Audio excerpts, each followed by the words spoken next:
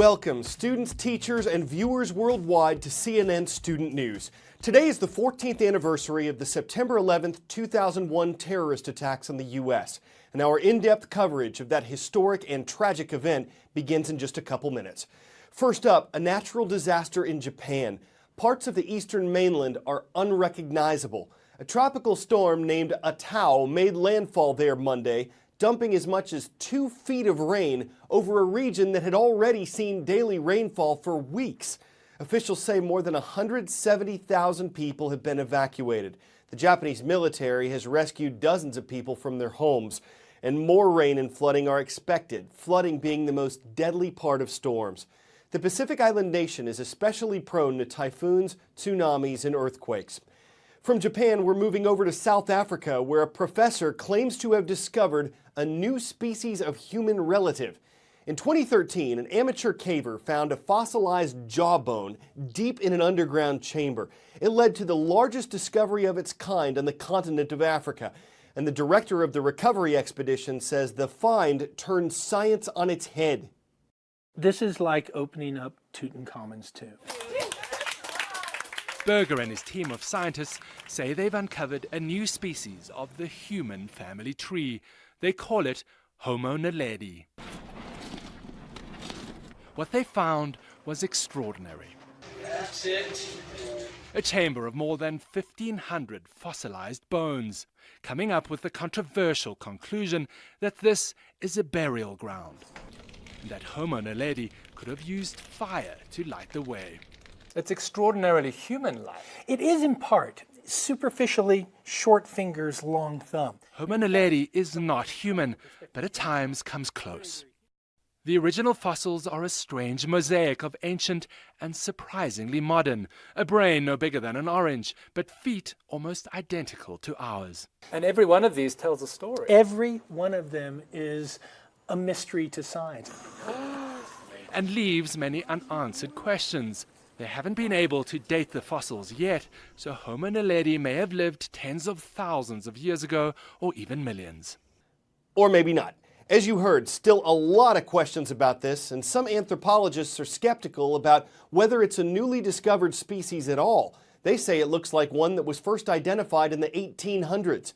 There's also doubt about whether the location is really an ancient burial ground. Either way, it has scientists talking and theorizing worldwide.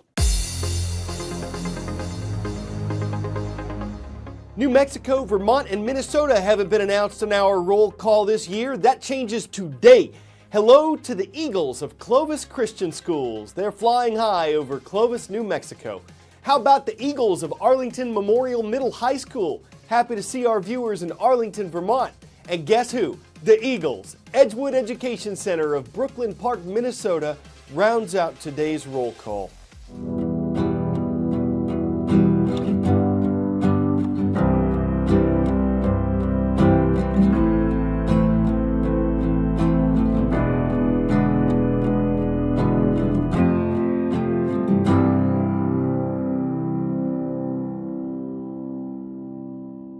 On this date 14 years ago, U.S. President George W. Bush said a great people has been moved to defend a great nation.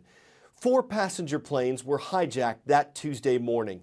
1 crashed in a field near Shanksville, Pennsylvania. 1 crashed into the Pentagon building in Washington, D.C. 2 crashed into the World Trade Center towers in New York City. The 2 towers then collapsed. Almost 3,000 people were killed on 9/11, the worst terrorist attack in U.S. history. Today, a national museum at one site of the attacks stands as a monument to those lost and those who gave their lives trying to save them. These tridents were from the North Tower. They were recovered in the aftermath of the attacks. We brought them back here and basically built the museum all around them. Joe Daniels is president and CEO of the 9/11 Memorial. You're not whitewashing it. This is the raw, dirty material. Exactly. I mean, this is the steel that bore the attacks. The museum is built almost entirely underground, some 70 feet down. It sits in the precise footprint of the World Trade Center. So this is exactly where the South Tower started and went up 1,350 feet. A striking display of the sheer scale of the destruction, with poignant reminders of the tragedy at every turn. I mean, this is Unbelievable. This is actually the front of this fire truck. This is the cab. You wouldn't know. Wouldn't know, and it's completely burned out and destroyed. Then there's the retaining wall that remarkably held strong even when the towers fell.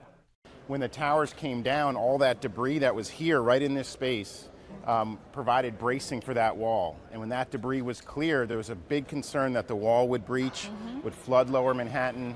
It could have been so much worse. But this wall held under all of that pressure. Visitors will also walk alongside the survivor stairs. Used by hundreds of people as the buildings are crumbling, running from the dust cloud to escape to safety. And it's for all our visitors to understand the story of survival. And likely one of the most emotional stops in the museum. This art installation mimics the blue sky on that fateful morning. Behind it, the still unidentified remains of 9/11 victims. The move met with mixed emotion from their families. A still shocking statistic is that 1,100 family members never got any human remains back to bury, never got to go through the ritual of laying their loved ones to rest. It's not a public space at all. Only family members are allowed back behind the wall. Right next door, a room dedicated to the lives of those lost. That room is an area called In Memoriam, and it's a photographic portrait of each and every one of the 2,983 victims. You see pictures, a father coaching his son's Little League team, a wedding. You see the lives that were lost that day, and not just about how they died, it's who these people were. Throughout the museum, chilling reminders of the day. Handmade flyers for the missing, a cross emerging from the wreckage. Everyday items simply left behind. We help, through these artifacts and images, tell that story of just, it was panic and people were getting out as fast as they could. And it's not just the shoes. It tells the shoes worn by this woman, Linda. I mean, you're telling everything about that day. And while the museum is vast, one small exhibit has been the biggest source of controversy. Its focus, the terrorists themselves, including a film criticized for not making a clear enough distinction between Islam and Al-Qaeda. There's been a lot of criticism. Why give any time to the terrorists? You know, it's one way to look at it is you don't build a Holocaust museum and not be very clear that the Nazis were the ones who committed those atrocities. But no one will come through this exhibit and in any way think that we are indicting an entire religion, which we in no way are. It seems very appropriate that you end here at the last column. And it's, again, goes right back to resiliency, seeing those messages of hope and remembrance on this very tall column that's still standing strong. Kate Baldwin, CNN, New York.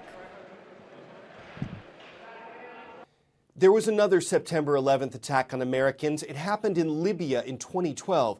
Terrorists stormed a U.S. compound in the Mediterranean coastal city of Benghazi. They set the main building on fire, killing the U.S. ambassador to Libya and a State Department computer expert. In a second assault on a different U.S. building, attackers killed 2 former Navy SEALs who were working as security guards. The Obama administration was criticized for not initially attributing the attack to terrorists and for not heeding warnings and doing enough to prevent it. The president and then Secretary of State Hillary Clinton later took responsibility. CNN Student News returns next week with the current events coverage you look forward to and the puns you put up with. We close with a look back at a September 11th ceremony in honor of Patriot Day. Thank you for watching.